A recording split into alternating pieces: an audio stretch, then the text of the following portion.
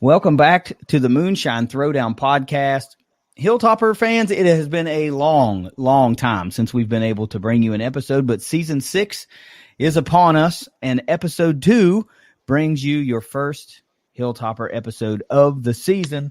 That's right, the one and only Stephen Moffitt, Mofstradamus, is with me, and we're going to talk about all things Hilltoppers up to and through the spring game. Stephen was at the game.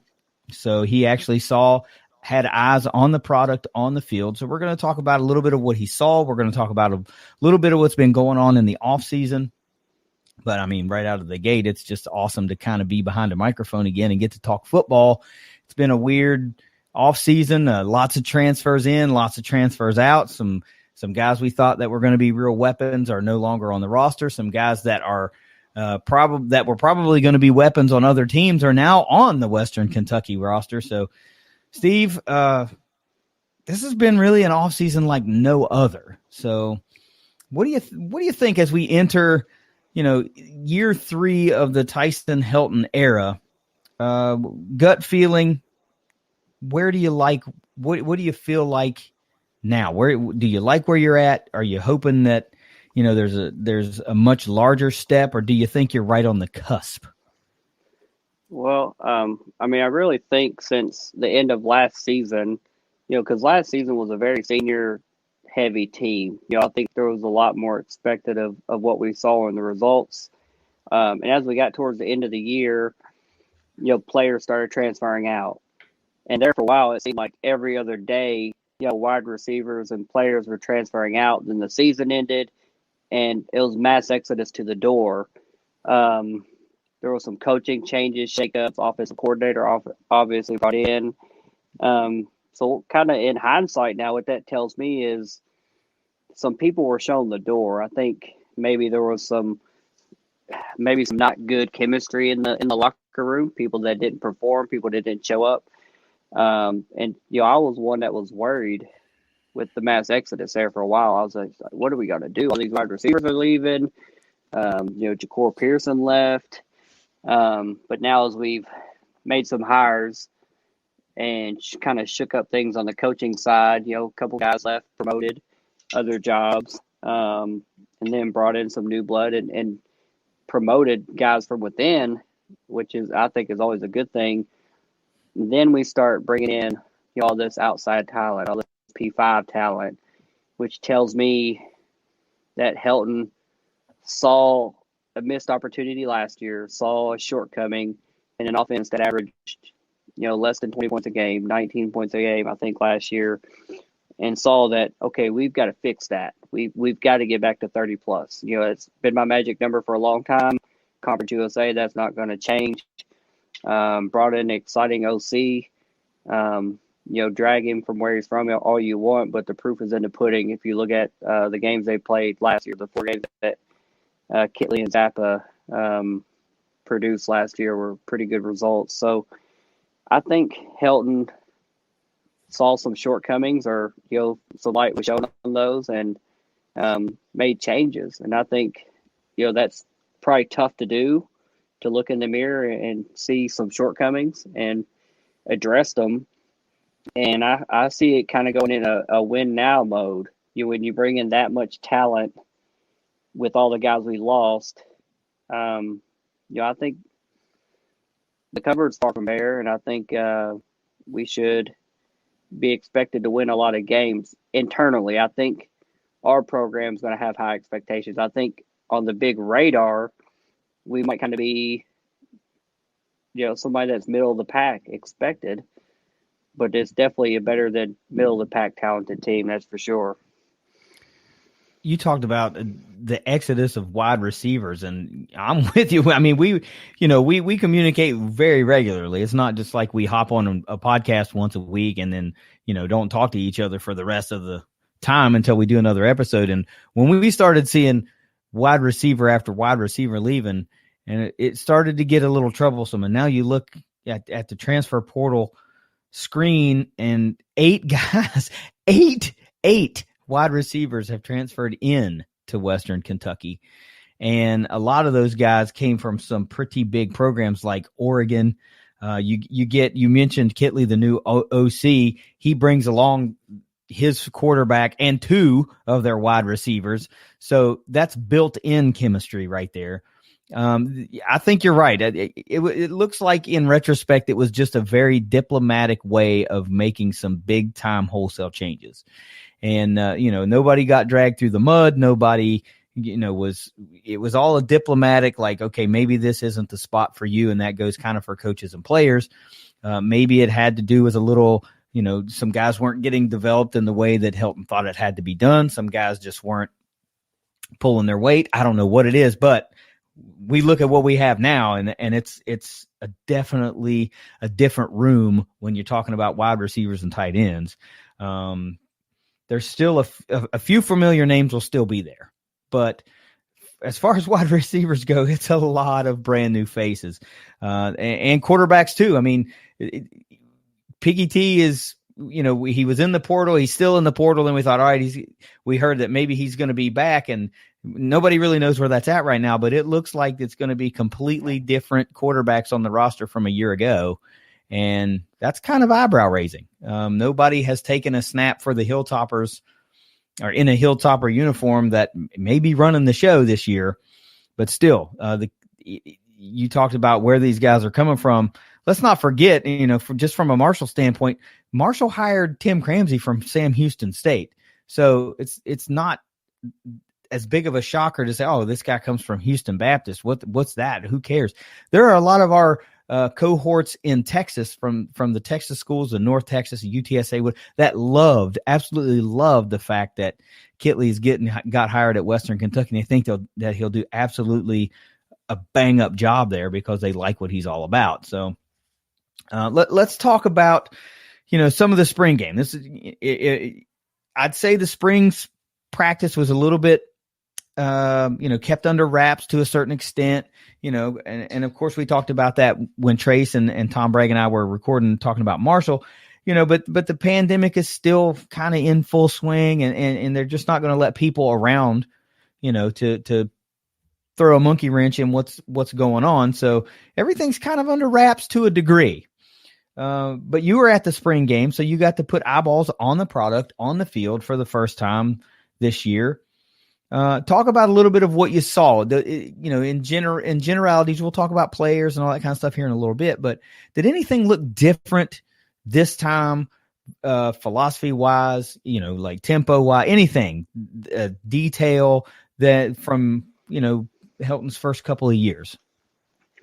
I can definitely say that we have a quarterback in Zappy that is. He's so calm in the pocket. They were playing, granted, they weren't allowing the quarterback to be touched, to be tackled. But when he drops back, that he kind of just glides back. He's not dancing. He's not happy feet. He just looks relaxed. And you can just see him go through his progressions from first to second to third, find somebody across the middle. I have no doubt that those guys are absolutely working their tail off to build rapport with each other. So many new faces, new quarterback, new OC. That was the biggest thing to me, was just how cool, calm, and collected he was. And then just how many people he spread the ball around to. We talked about all the wide receivers that left. Trez Trainer being one of those. This was a Trez Trainer fan account. My man Crush, I thought he was going to have a huge season with Kitley. Him and Craig Burt on the outside. I thought that was going to be a killer combo, but he decided to leave. But still, the cupboard is so far from bare. Just a lot of guys touched the ball. I never saw Josh Simon out there. Like, that's how deep we are. We're so stacked that our number one tight end, NFL draft prospect guy, I never saw him out there. I never saw number 6 running a route. I don't know where he was, but he's still on the roster. I would assume. I haven't heard otherwise, but this team is just loaded with offensive talent in my eyes, and in my opinion. And with the creative minds that we have, and a quarterback with familiarity with that system and expectation, man, I really feel like this season,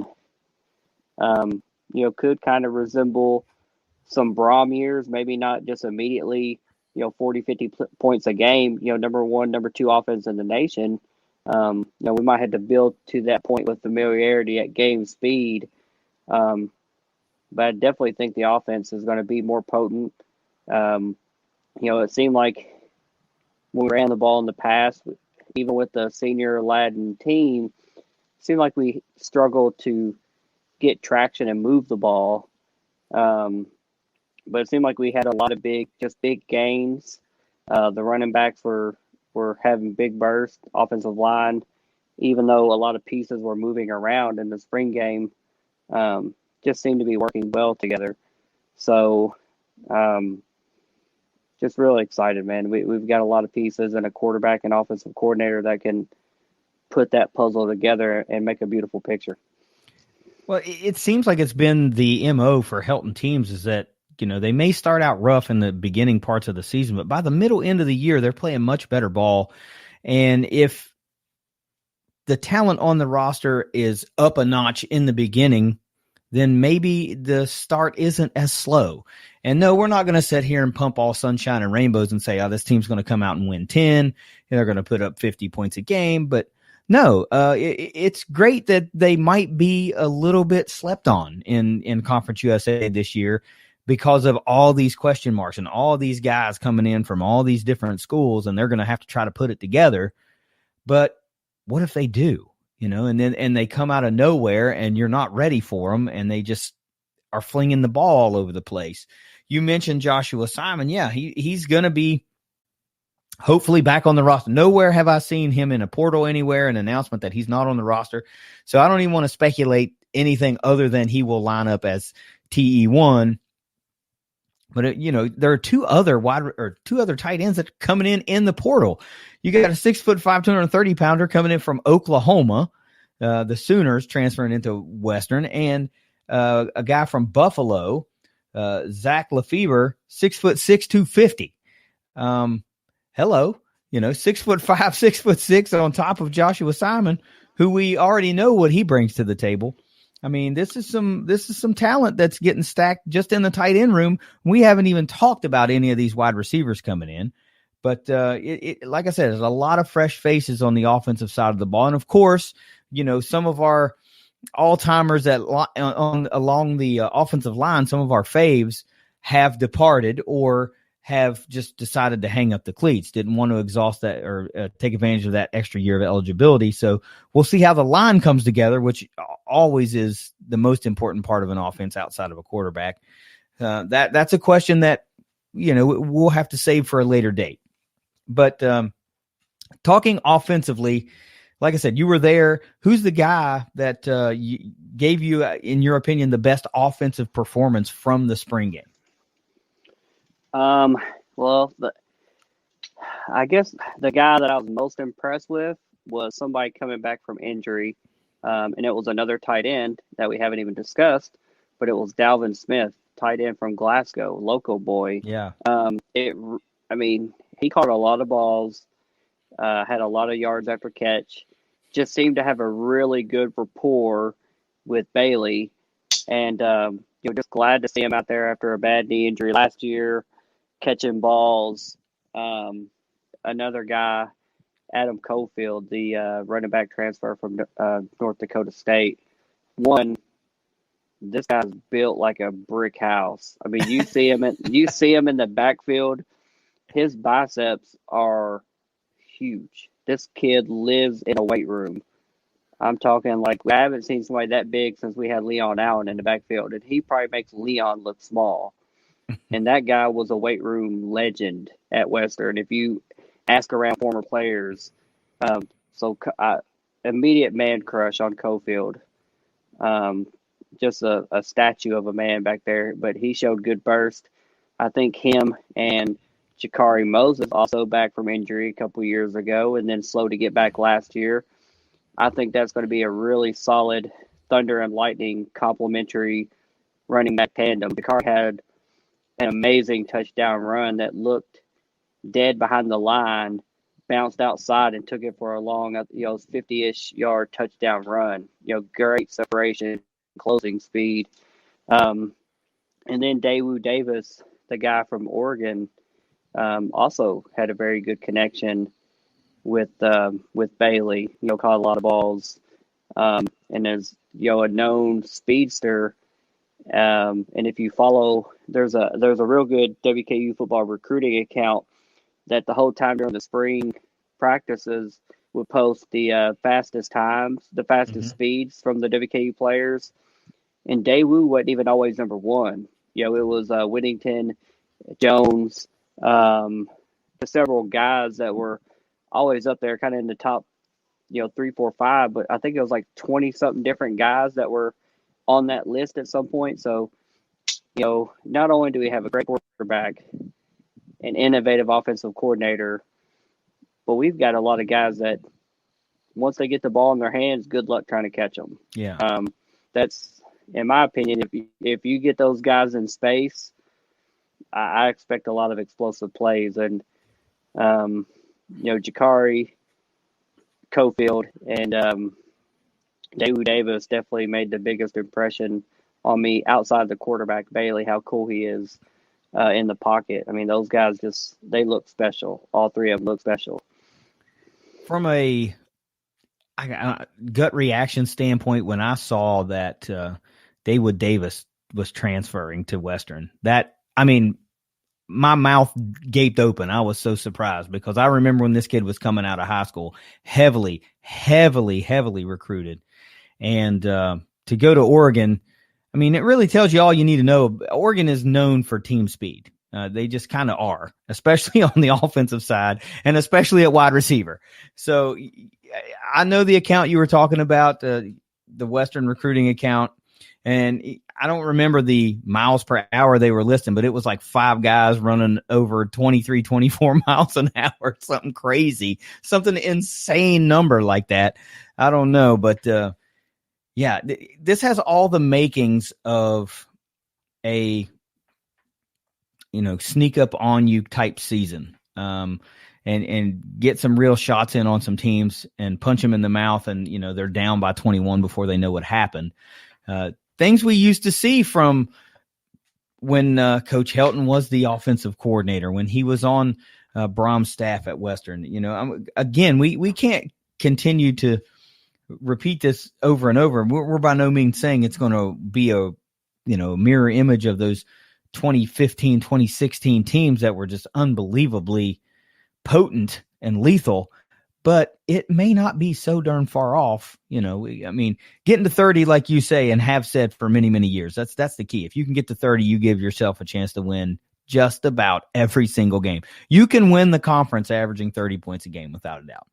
And we haven't even talked about defense yet, and we know who's coming back.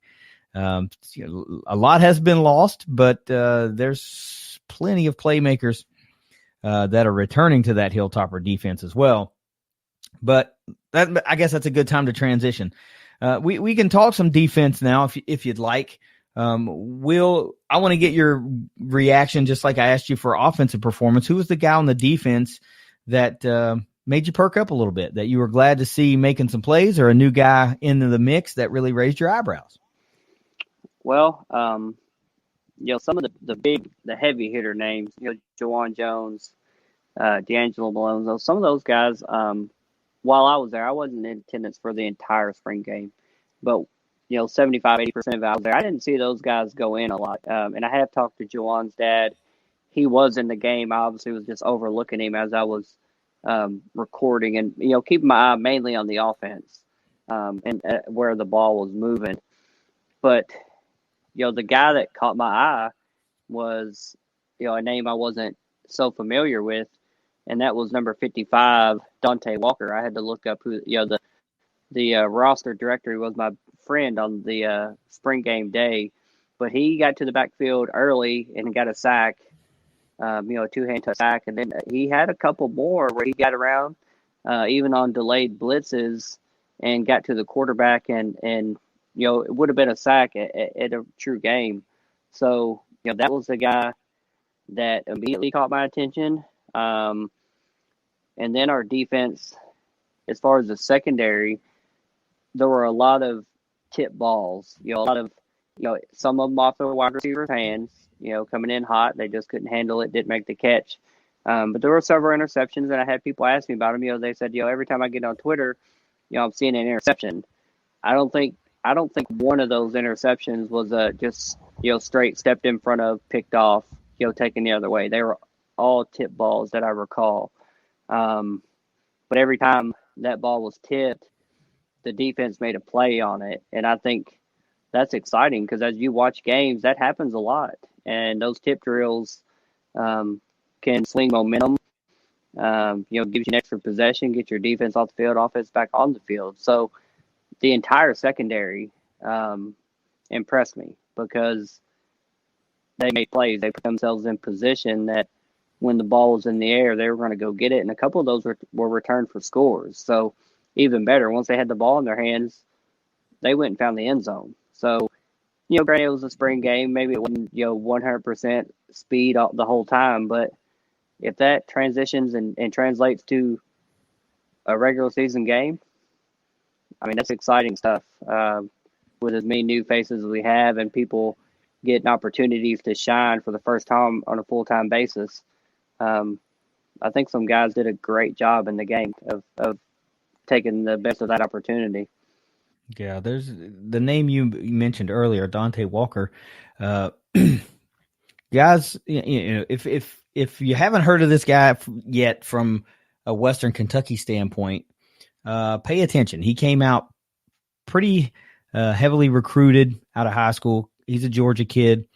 And the reason I know more about him probably than most of the casual fan does is because he actually committed to Marshall. And he was in Huntington and on campus. And he was involved in an incident that was not his fault. It was absolutely not his fault, but he decided to leave the city and can't blame him. And he ended up at Western Kentucky. So the Marshall's loss is going to be Western Kentucky's game because this guy was billed to be a potential freshman starter, a freshman contributor along the Herd defensive line, who we all know has been very, very talented for a number of years. So you may want to pay particular attention to him because he has got all the talent in the world. And when you get to play alongside guys like D'Angelo Malone, like Juwan Jones, Darvin, guys like that, it's going to help accentuate those abilities a lot quicker than if he were just having to be a one-man wrecking crew along a so-so defensive line. We know also that Western Kentucky has a pretty good defensive line and one that will be mostly returning this season in 2021. But look, there's going to be a lot of opportunity for a lot of guys to make a lot of plays because a lot of those usual suspects are gone via graduation, via transfer portal, via whatever. Once you get to that second and third level, there's going to be a lot of new faces in there. Some all-timers are gone. Some big playmakers transferred out. It's going to be very much a work in progress. I think summer camp is going to be vitally important to this defense on the second and third level for Western Kentucky, and we'll just have to see who kind of shakes out at the end. But there's some guys that are transferring in, cornerback from UNC, Trey Shaw's coming in, 4-star guy. There was a linebacker that transferred in from Nebraska, 6'5". Good Lord. I mean, there's some guys here that, have proven that they can make plays in high levels of football. So if they can put it all together, I mean, Western can really be kind of dangerous, but it's just the fact that there are so many pieces to be filled in at a lot of positions is where the big question mark lies. So look, who's the guy that you saw some of that you're just like, look, man, I've got to see more of this guy because he either left you wanting more, or every time he got his hands on the ball, or every time he, started to make a play, it was just something to see. So who's that guy right now for you that you just have to see more of? On the defensive side or altogether? Well, that goes to running back number 3, Jakari Moses. He, as we know, as a freshman was all CUSA freshman team. had an injury, had struggled for a year plus to get back. And, that touchdown run and several other runs, not just that big run, but just the burst that he showed lets you know he's healthy again and ready to make some plays. And I really think, I've said it earlier, him and Colefield are going to be a special tandem in the backfield. I think it's going to be great that not one person has to carry that load and be the workhorse. I guess could be if they need to be, ride the hot hand. But Colefield kind of seems like a big bruiser back. Jakari seems like that home run hitter. And that's a good thing to have in the backfield. And coming back from an injury, finally healthy, I think he's got something to prove. And when I shared that video of him and his touchdown run, he shared it, family, friends, football family, just so many people commented. I was like, man, this guy has so many people in his background and on his side just cheering for him. And I'm happy to be one of them because I think he's going to have a really special season. We know what he's capable of. And, Lord willing, he stays healthy and is a big piece and contributor to the offense this year. Yeah, I'm hoping with the ability to get fully healthy again, we're going to see a lot of what we saw out of young Jakari Moses, which is a very dangerous back. But when we're talking about Colefield and Moses together, does it maybe give you those feelings in your gut of, Wales and Furby 2.0, since we keep talking about the Brom era? We got to start throwing out names and drawing comparisons to those offenses and those players. And those are names that are familiar to the fan base, and they know what they got to see when those guys were running, what they could expect week in and week out. So if Colefield and Moses are going to be your Furby and Wales, well, that's not too shabby of a comparison. But again, time will tell.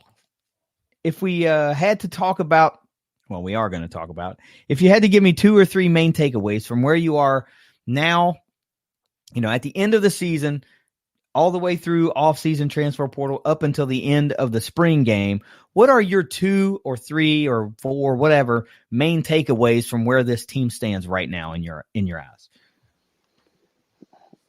I mean, I think there's as much talent on this roster as there has been since a conference title has been won. I think Helton and staff have absolutely attacked the transfer portal exactly like they should. I think that's going to be the new wave and the new direction of college football, almost on an annual basis, especially with transfer rules, one-time transfer rules being in place going forward. I think that's going to be the new normal. I think there's going to be a wave, 1,300 plus, whatever that number is, this big number. That's the basketball number, but there's a huge football number as well. It's big. It's a big number. That's going to be the new normal. I've talked to other people, and we talked about, just the juggle at quarterback, Eccles and Duncan and Story, and just how we felt like we hadn't homegrown a quarterback in so long. And now, we brought in Piggy last year. Now we're bringing in Zappa, and now we just signed Baker from San Diego State. And, just maybe that's not the new normal anymore, because I feel like if we ever strike gold with a quarterback, a Dowdy type player, that he's going to get snagged up by somebody else. So maybe your best bet is finding that diamond in the rough, which, maybe it didn't work out last year with Piggy. But I think you see us going to that well more often, because I think that's the new normal. And I think being very active in the portal, because it's going to take away, a lot of players left, whether it was by choice or by force. But attacking that portal and bringing talent in that played at P5 schools, which, they have advantages. They recruit bigger, better, faster guys in a lot of instances. Usually G5 are under-recruited, undersized, but develop into special players because, they were under the radar. Maybe they didn't go to the big camps, whatever.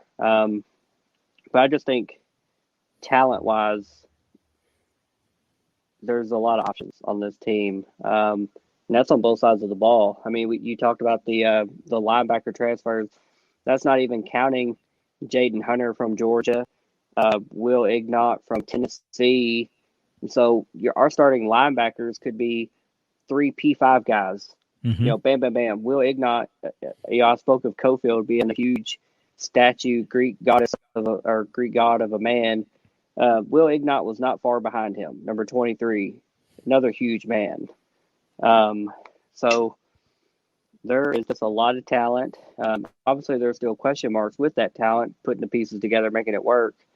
And then just offensively, will we sustain drives? That's always kind of been the thing. It's so many quick 3-and-outs, and just not scoring enough points and putting too much pressure on the defense, which has kind of been a strong point for a long time.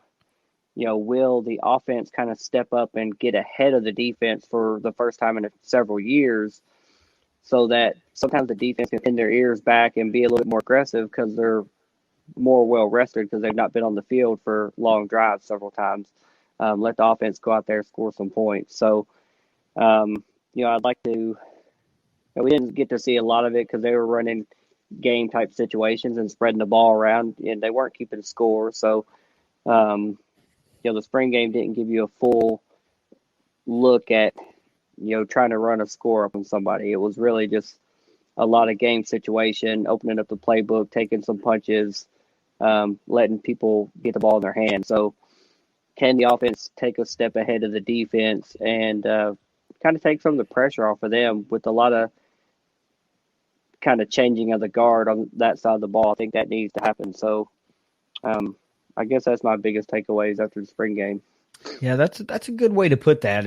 Is the changing of the guard. It's time for some guys to step up, whether that be because they have to or just because it's just freaking time.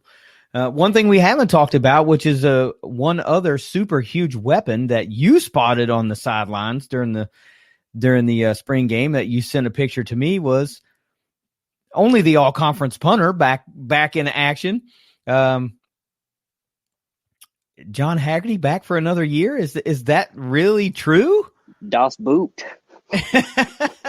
Thunder from down under is back on the sidelines in BGKY. Another huge weapon to have. We didn't even mention that. The special teams, I really don't.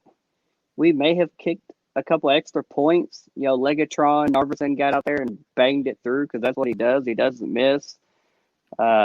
Steph Curry out there, he doesn't miss. But yeah, the Aussie leg missile was on the sideline. And if I'm not mistaken, did we sign another Aussie kicker?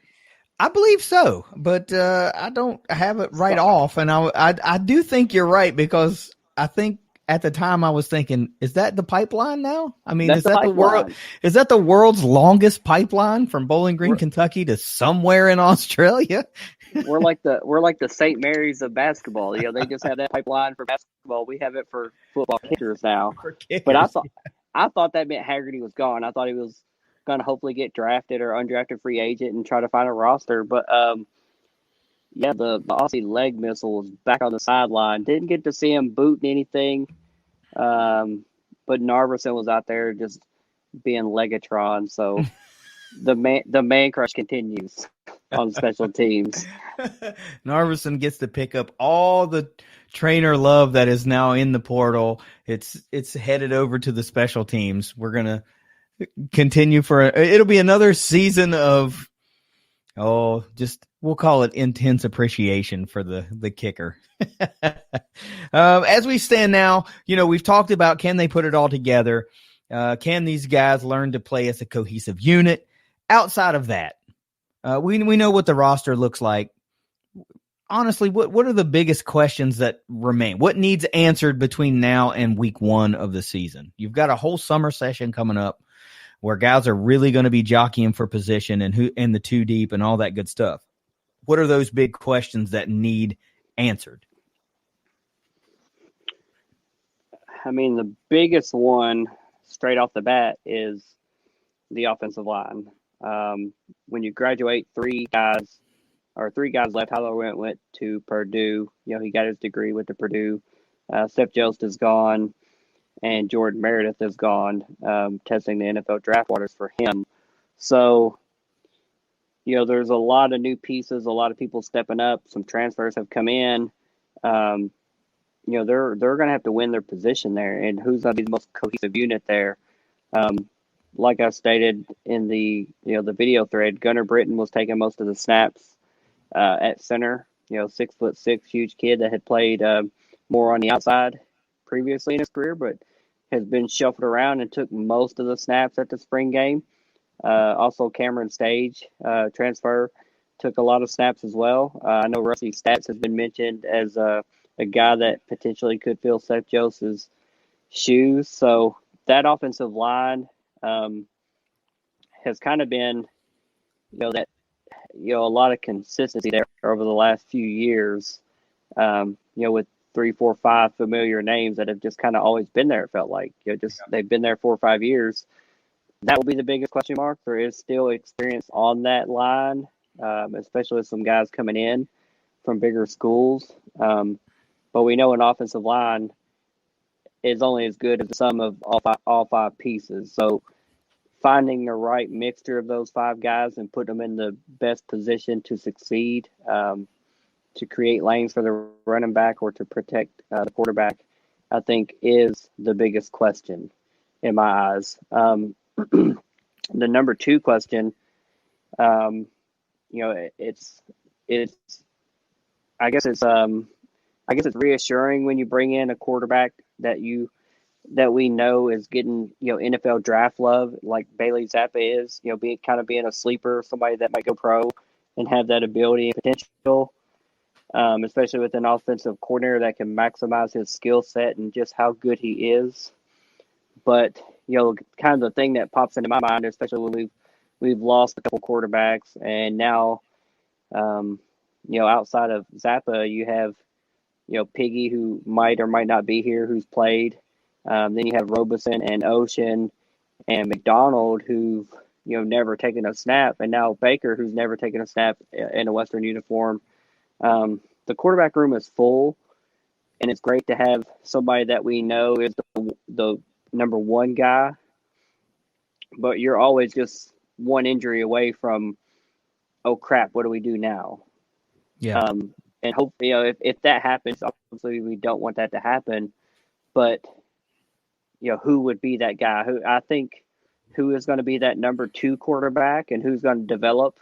And I think luckily there's a lot of competition there, and some experience there, and some new faces, and some guys that are familiar with Helton's system.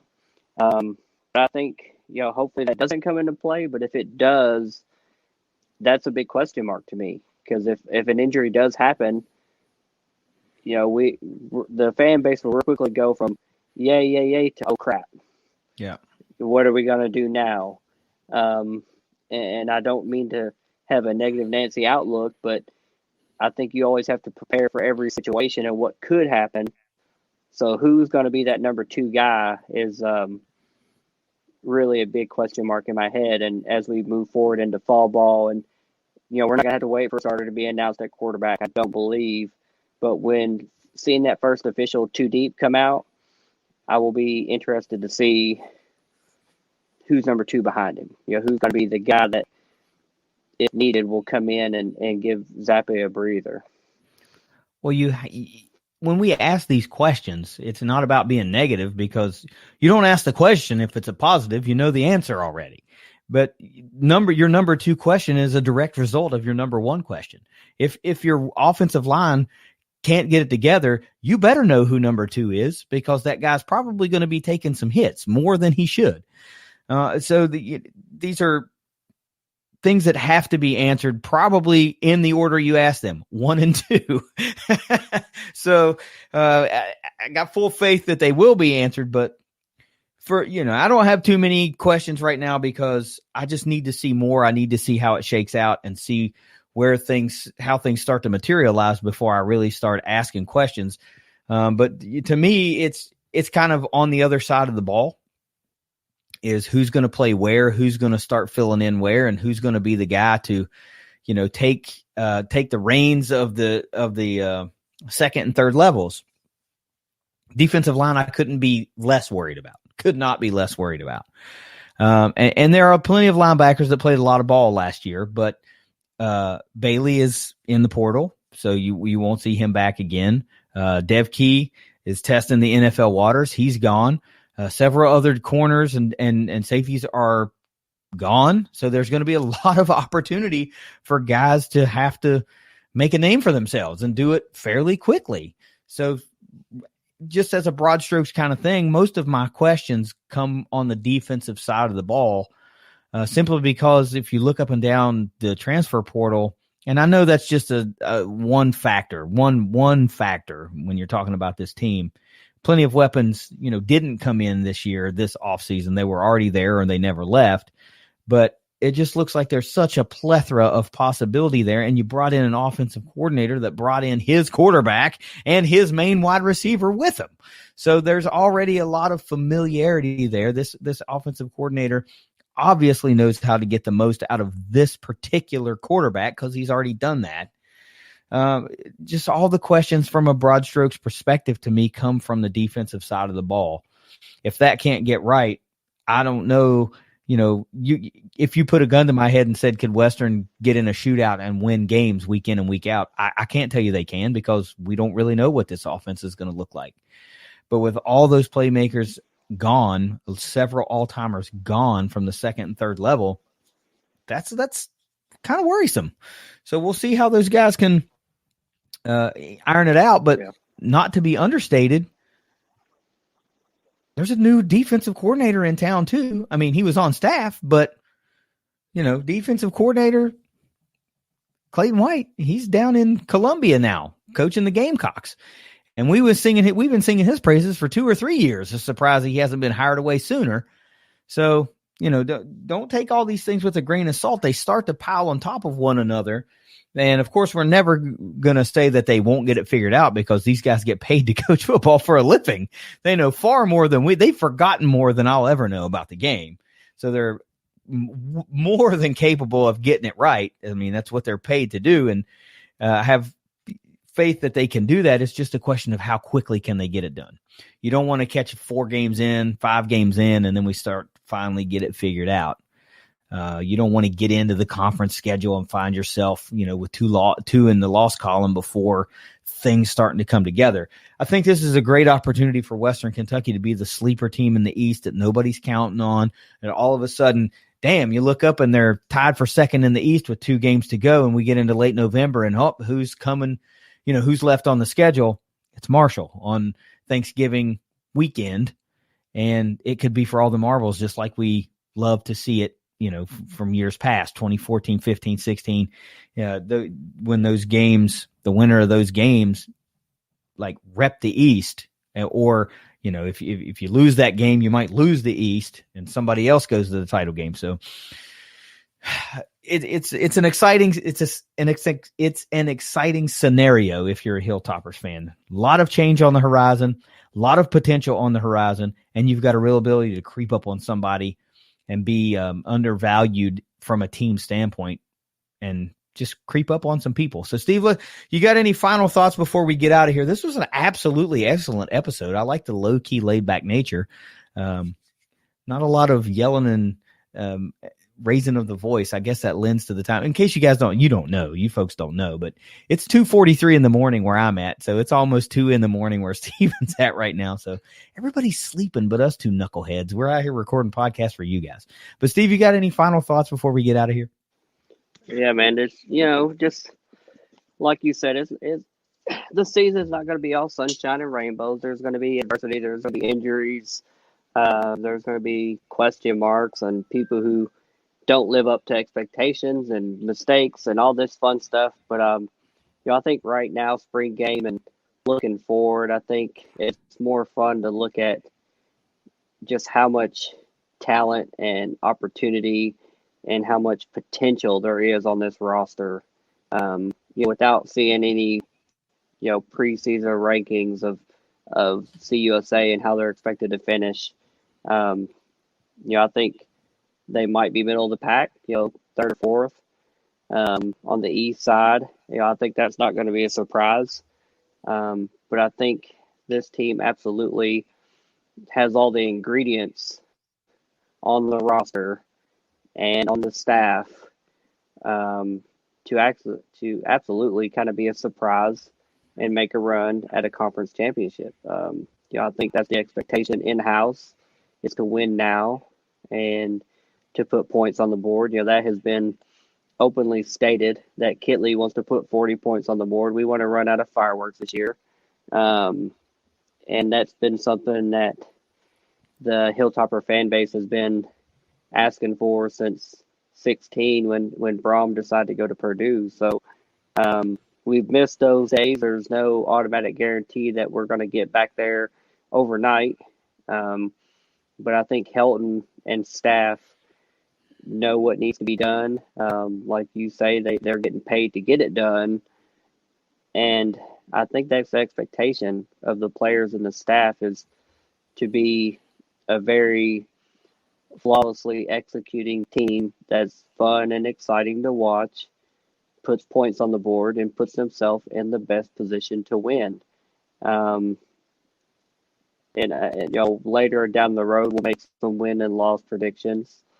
I'm not there yet. I'm not ready for it yet. Maybe once fall ball is in swing and we have a clear picture of the roster, as there's undoubtedly going to be more additions and subtractions, as we get to graduation here in the next couple of weeks. More players will leave, more players will come. We know what that too deep looks like, and even the same for our opponents. They're going to have pieces come and go that may affect what we think of their team. So when we have a clear picture, we'll make those predictions. But just being optimistic and hopeful, man, I cannot wait to be back in the house watching some points get up on the scoreboard that felt like we have been yearning for a few years now. So I'm ready for it. I'm excited. Yeah, I would go so far as to say Western Kentucky fans deserve an exciting football team again. They've lived through some pretty rough patches. They haven't really just been, it's a little bit of a rough patch. It's been pretty rough. And I'll tell you what I like about Tyson Helton more than anything is that he's always been able to identify the shortcomings of the season and made swift action to correct those for the following season. And whether or not it's worked out or not, that's for the individual to decide. But I do like that he doesn't just go, well, we'll give it another year before, and if it doesn't work again, then we'll change it. It seems like he's always tried to correct the problem immediately for the next season. And the way they attacked the transfer portal this year, and then getting the big break from the NCAA, allowing all these guys to be able to play, they don't got to sit, is just unbelievably amazing. The fact that they can count on these guys to contribute. So kudos to him for manipulating the roster and the way they are. And the transfer portal, you're right, it's the way it's going to be. It's not going away. If anything, it's going to be more and more and more players, because guys don't want to sit for 2 and 3 years behind somebody anymore. They want to play ball, and I can't blame them for that. And it's schools, it's a double-edged sword. Like you said, you recruit a guy to Western, he lights it up. Then you got to worry about somebody coming to pluck him at a bigger place. But on the other side of that coin, you got a guy that commits to a bigger school and has to sit, or has, he's not involved in the offense or defense as much as he thinks he should be, and has the ability to be a real contributor, but just can't crack through. Then teams like Marshall and Western Kentucky are there to scoop them up and let them be superstars at the Conference USA level. So it's an interesting dynamic that we are now in, and one that is not going away. One final note that is about as obscure of a football note that I can remember in quite some time for Western Kentucky. Shout out Carson Williams for getting signed by the Las Vegas Raiders. Never took a snap for the Hilltopper football team.